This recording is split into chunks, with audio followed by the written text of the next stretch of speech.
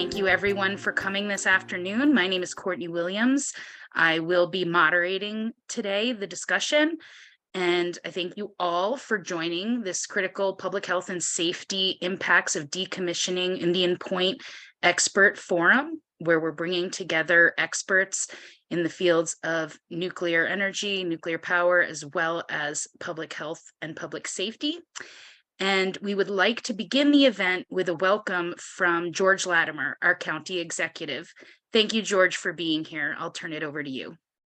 Thank you very much, Courtney. And we owe you a debt of gratitude, along with all of the co-sponsoring organizations, for having this opportunity for all of us to listen to really well-informed speakers who come with various expertise and to discuss what it is that we face as Holtec goes about the process of the decommissioning. And not merely for an education for us, but as a step for activism, so that those of us in public office and outside of public office, having been made aware of what's ahead, can take steps that are important. I point out that many of my colleagues in public office are on this webinar today. I've seen my fellow county officials, county legislators, Catherine Parker and Erica Pierce have joined us. Others are expected. The mayor of Croton, Brian Pugh, is with us. He also works with Senator Pete Harckham.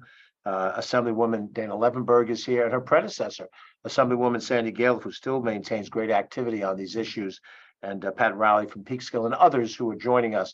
And it's important for those of us as citizens and as public officials to hear what each of these folks have to say. Dr. Kathy Nolan, who you'll be introducing in a few seconds, brings a particular expertise in helping us understand what the impacts are of environmental exposures. And we care about that because the proposals by Holtec to discharge gallons of radioactive wastewater could very well affect the health of children up and down the Hudson River and elsewhere in the world that we represent.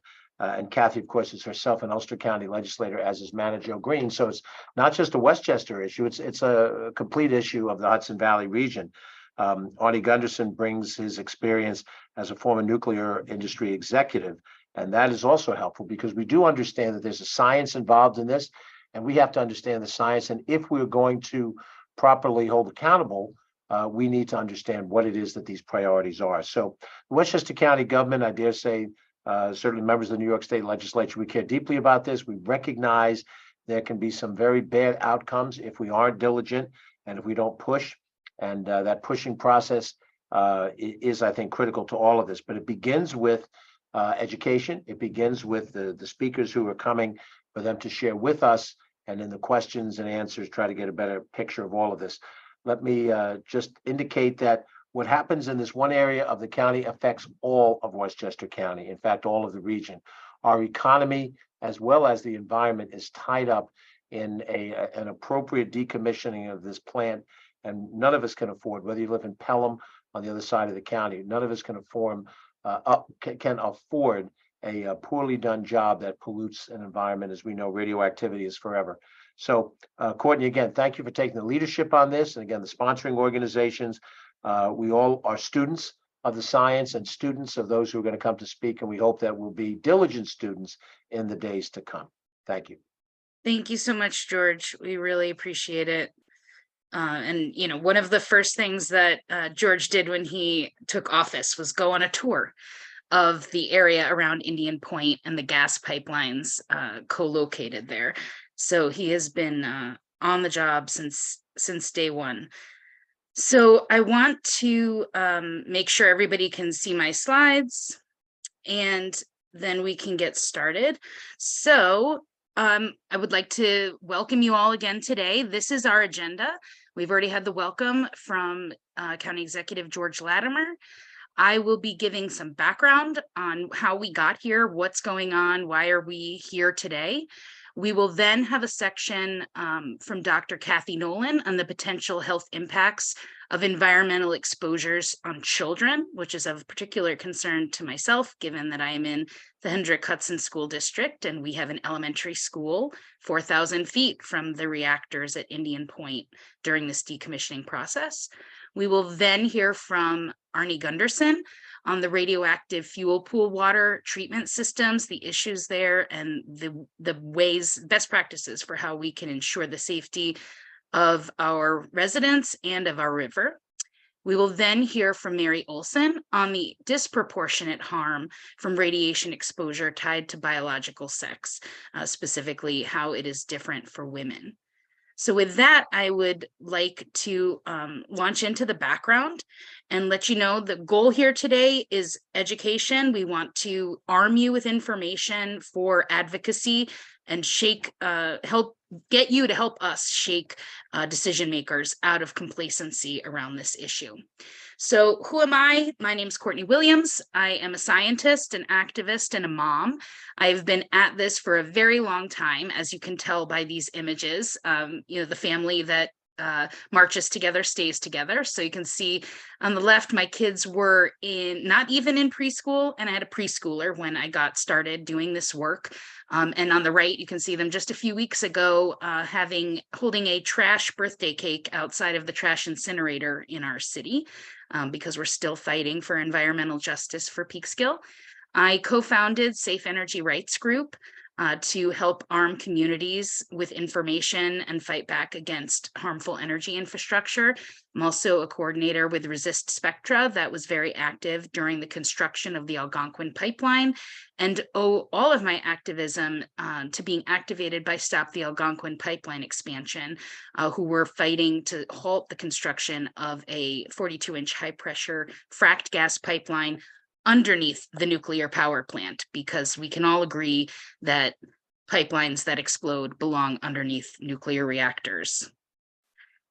So here's the situation that got me activated. On the left, you can see the gas pipeline marker, and across the Hudson, you can see Indian Point. And if you look on the right, you can actually see the map of the pipeline and of my kids' elementary school. So this red line is the 42-inch pipeline that was newly constructed. And then this dashed line indicates the existing pipelines that predate the construction of the plant. So here's Indian Point.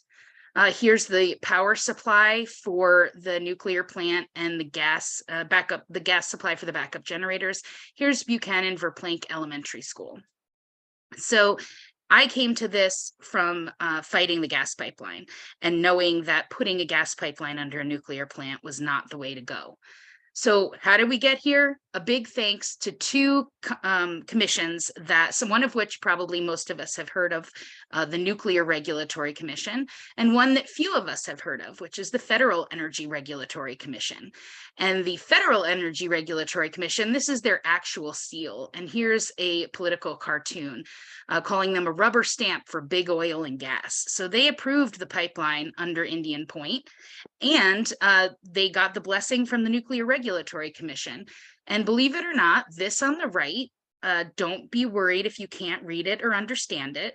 This we got as the result of a FOIL, and this was actually submitted by Entergy, the company that owned Indian Point, as part of their safety assessment to say it was okay to build this new fracked gas pipeline under the plant. And I think these circles might be the reactors and these lines might be the pipeline.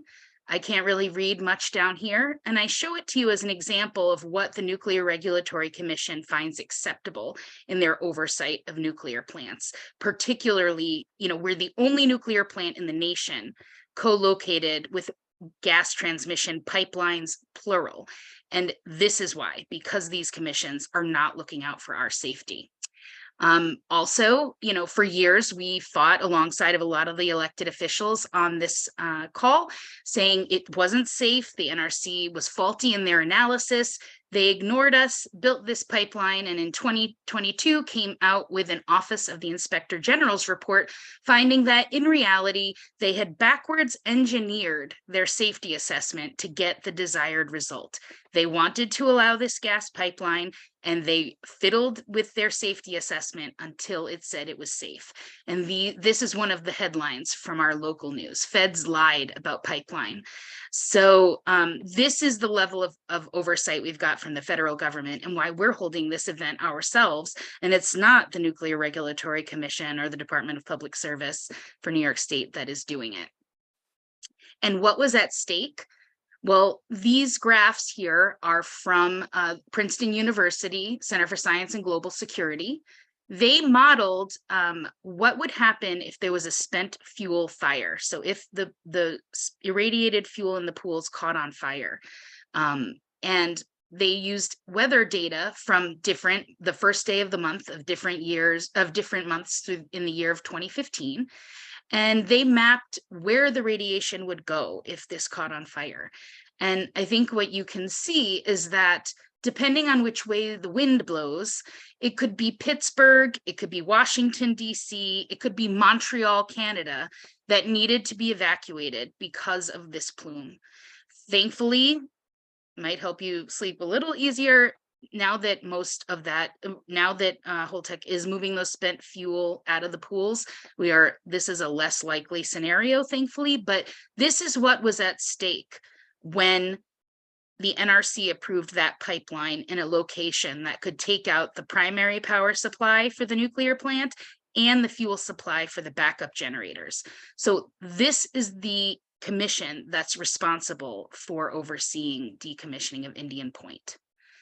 And so that's one vignette of what we could expect from NRC oversight.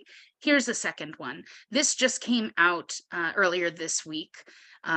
Federal nuclear officials details unplanned, air quotes, unplanned radiation exposure at Pilgrim Nuclear Power Station. This is also a plant in Massachusetts on Cape Cod Bay that's being decommissioned by Holtec. And they had 6 workers that got contaminated, 2 initially, 4 because they didn't follow up or do anything right after the initial 2. And perhaps more concerningly for us in our community, they found cesium-137 on the roof of one of the buildings at that plant, which implied there was a release of radioactivity there. But more concerning is looking at these dates for those of us living near Indian Point. This incident happened, this radiation was found in August of 2020. It did not make it into an NRC inspection report until November of 2022. And it was not released to the public or put in any public location that the public could access until February of 2023. Those of us living around this nuclear plant find this unacceptable. We should not have to wait 3 years. 1, these incidents shouldn't happen. And 2, we shouldn't be waiting for years to find out that they have happened and we've been exposed. And that brings us to another concern and why we're here today and why we have Arnie Gunderson joining us, which is that there are 1 million gallons of contaminated water in the spent fuel pools at Indian Point. And Holtec is planning to dump that water into the Hudson River, which serves as drinking water for hundreds of thousands up and down the river. The river is a tidal estuary. It flows in both directions. Being upstream will not save you from exposure to whatever it is that is in there. But given the oversight examples I've given you, you should not be trusting the Nuclear Regulatory Commission to make sure that this is being done right. You should not be trusting Holtec to make sure this is done right, because Holtec's job is to make money, not keep us safe, and they will do it as quick and as cheap as possible.